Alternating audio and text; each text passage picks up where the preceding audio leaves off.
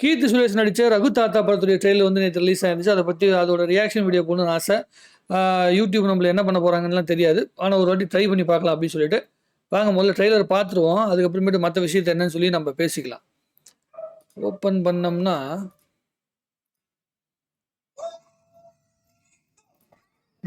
என்ன வேஷம் அது? பொண்ணா அடக்கமாலாம் இருக்கு.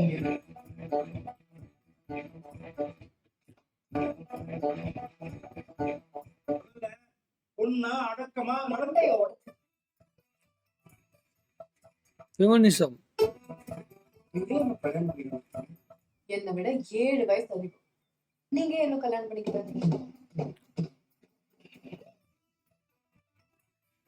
பீரியட் ஃபிலிம் போல இருக்கு.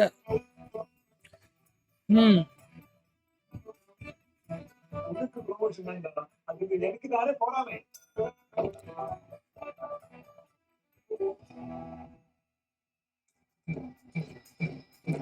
ஹிந்தி எதிர்ப்பு.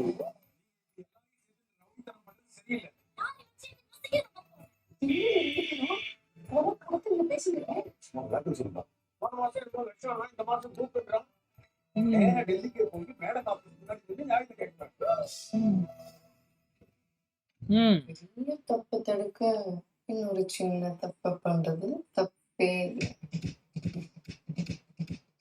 அந்த ஹிந்தி யோசிக்காது ஸ்கூல்ல தெரிஞ்சா நானுமே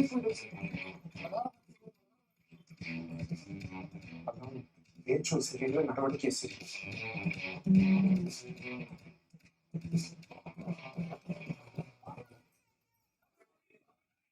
பல தடவை நான் கட்டினா கிராஜுவேட் பண்ணதான் கட்டணும். இந்த 8ஆம் கிளாஸ் 9ஆம் கிளாஸ் எல்லாம் ஏன் என் தங்கத்தை கட்டுப்பாங்க?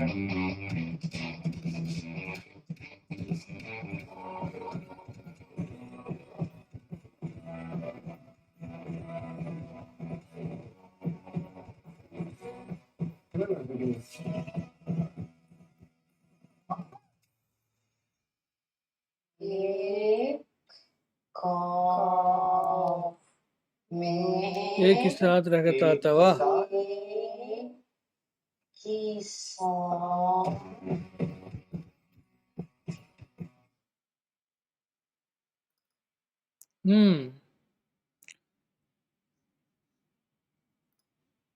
ஆக அதாவது நம்மளுடைய அந்த எமர்ஜென்சி காலத்துல இருந்து அந்த ஹிந்தி எதிர்ப்பு போராட்டத்தை பத்தி தான் வந்து பேஸ் பண்ணி படம் பண்ணியிருக்காங்க. அதாவது தமிழ்நாட்டுக்கு தகுந்த மாதிரி ஒரு அரசியல் தான் வந்து இதில் பண்ண முயற்சி பண்ணியிருக்கிறாங்க. தமிழ்நாட்டு அரசியலுக்கு தகுந்த ஒரு கதையை தான் எடுத்து பண்ணியிருக்காங்க. கீர்த்தி சுரேஷ் கிட்டத்தட்ட வந்து பார்த்தீங்கன்னா சமூக நீதி சினிமா, அரசியல் சினிமா, திராவிட சினிமா அந்த ஆங்கிளில் போயிட்டாங்க. மாமன்னன் படத்துலேருந்து பார்த்துட்டு தான் இருக்கேன். ஸோ ட்ரெய்லரில் வந்து வீடியோ வந்து பயங்கர குவாலிட்டியாக இருக்குது, வாய்ப்பே கிடையாது. கேமரா ஒர்க்லாம் தாறுமாறாக இருக்குது, அப்படியே அந்த ஐமேக்ஸ் குவாலிட்டியில் இருக்குது பயங்கரமாக. யூடியூப்பில் பார்க்கும்போது, சிஸ்டமில் பார்க்கும்போது தெரியுது. கண்டென்ட் வந்து அவங்க எடுத்த கண்டென்ட் அந்த எமர்ஜென்சி காலத்தில் நடந்த அந்த மும்மொழி கொள்கை இருக்குல்ல, அதை பேஸ் பண்ணி தான் படம் பண்ணியிருக்கிறாங்க போல். ஸோ அந்த மும்மொழி கொள்கையில் எந்த அளவுக்கு வந்து யார் என்ன மாதிரியான எதிர்ப்பு வருது அப்படிங்கிற விஷயத்த காமெடியாக வந்து சொல்லியிருக்காங்க. கீர்த்தி சுரேஷ் அவர்கள் நம்ம சொல்ல தேவையில்ல, ஏற்கனவே நேஷனல் அவார்டு வாங்கின ஒரு ஆர்டிஸ்ட். அவங்க எப்படி பண்ணியிருக்காங்க அப்படிங்கிறத நம்ம பொறுத்துன்னு தான் பார்க்கணும். ஆனால் பக்கமாக அவங்க நடிக்கிற எல்லா படங்களுமே சரியாக போகாமல் போயிடுச்சு. மாமன்னன் கூட வந்து அவங்களுக்கு எந்த சோர்ஸுமே இல்லை. ஒரு பாட்டு ஒரு 3 சீன் தான் அவங்களுக்கு பண்ணுறாங்களே தவிர மற்றபடி படத்தில் எதுவுமே கிடையாது. கீர்த்தி சுரேஷுக்கு இம்பார்ட்டன்ஸ் இருக்க மாதிரி படமே வந்து பக்கமாக அமையல.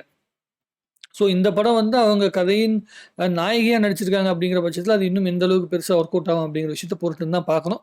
என்னை பொறுத்த வரைக்கும் பார்த்தோம்னா ஓகே அப்படிங்கிற மாதிரி தான் இருக்குது. ஆனால் இந்த வீடியோ குவாலிட்டி, அது எடுக்கப்பட்டிருக்கிற விதத்தை நம்ம பார்த்தோம்னா இது வந்து ஒரு என்ன மாதிரி தோணுதுன்னா, ரொம்ப சிம்பிளாக சொல்லணும்னா, கரெக்டாக சொல்லணும்னா நம்ம வெப் சீரிஸ் கண்டென்ட் மாதிரி இருக்குது.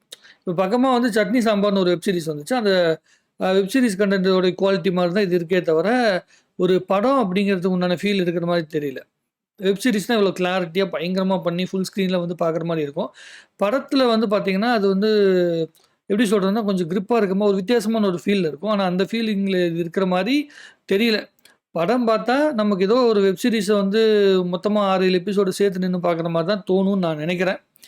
அதில் ஓரளவுக்கு மக்கள்லாம் ரசிக்கும்படி, ஆடியன்ஸ் ரசிக்கும்படி ஏதாவது உள்ளுக்குள்ளே வந்து சீன்ஸ் வச்சுருந்தாங்க அப்படிங்கிற பட்சத்தில், கீர்த்தி சுரேஷ் வந்து ரொம்ப ஓவர் ஆக்டிங்லாம் பண்ணாமல், இந்த பைரவாக்கு டப்பிங் கொடுத்த மாதிரி வந்து இஷ்டத்துக்கு பேசாமல் அது நல்லாவே பேசியிருக்கலாம். தெலுங்கில் நல்லா பேசிவிட்டு, தமிழில் ரொம்ப பில்டப் ஆகி, தமிழில் வந்து என் தளபதி இந்த தளபதின்னு சொல்லி கண்டமேனிக்கெலாம் பேசி அது சரியாக ஒர்க் அவுட் ஆகல. புஜ்ஜிடா அப்படின்னு அவங்க சொல்லும்போதெல்லாம் வந்து தியேட்டரில் ரொம்ப சிரிச்சாங்க.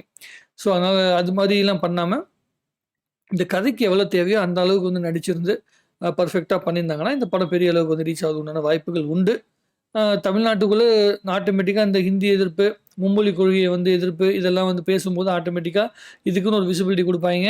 ஆன்லைனில் ப்ரொமோஷன் பண்ணுவாங்க. பேசிக்கான ஒரு சின்ன ஒரு ஓப்பனிங் கிடைக்கும். அது எப்படி அடுத்த ஸ்டேஜுக்கு போகணும்னா படம் நல்லா இருந்தால் தான் போகும். பார்ப்போம், பொறுத்திருந்து பார்ப்போம் எப்படி போகுதுன்னு சொல்லிட்டு. ட்ரெய்லர் ஓரளவுக்கு பார்த்த வரைக்கும் நமக்கு இதுதான் பரவாயில்ல. வெப் சீரிஸ் போல் தோற்றமளிக்கும் ஒரு சினிமா. சினிமாவை பார்த்தா நம்ம முடிவு பண்ணிடலாம் இது வெப் சீரிஸா இல்லை சினிமாவா அப்படின்னு சொல்லிட்டு. உங்களுடைய கருத்து எதுவாக இருந்தாலும் சரி கமெண்ட்டில் போடுங்க. இன்னும் நிறைய பேசுவோம். நன்றி, வணக்கம். வாழ்க தமிழ்நாடு, வளர்க தமிழ் சினிமா.